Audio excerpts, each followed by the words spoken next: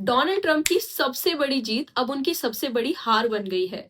Yes, Donald Trump का सबसे बड़ा trade tool which is imposition of global tariff, जिसमें वो अपनी मर्जी से अलग अलग देशों के अगेंस्ट टैरिफ्स इम्पोज करते थे, उसे रिसेंटली यूएस सुप्रीम कोर्ट ने 6-3 जजेस की मेजोरिटी से अनलॉफुल डिक्लेयर कर दिया है। Supreme Court's ruling on tariffs is deeply disappointing, and I'm ashamed of certain members of the court, absolutely ashamed, for not having the courage to do what's right for our country.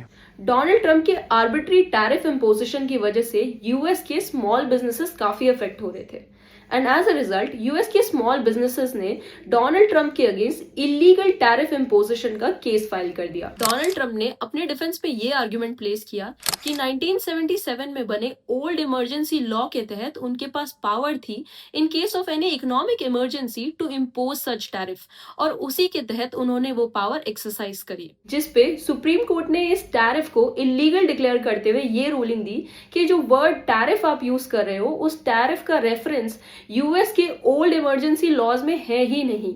And secondly, अगर president को ऐसी कोई power exercise करनी है तो उसके लिए US Congress की अप्रूवल की रिक्वायरमेंट मैंडेटरी होगी, बिना उसके आप ऐसी कोई पावर एक्सरसाइज नहीं कर सकते। So the biggest takeaway from this ruling is that कि चाहे आप highest constitutional post पे भी क्यों ना हो, nobody is over and above the constitution of the state.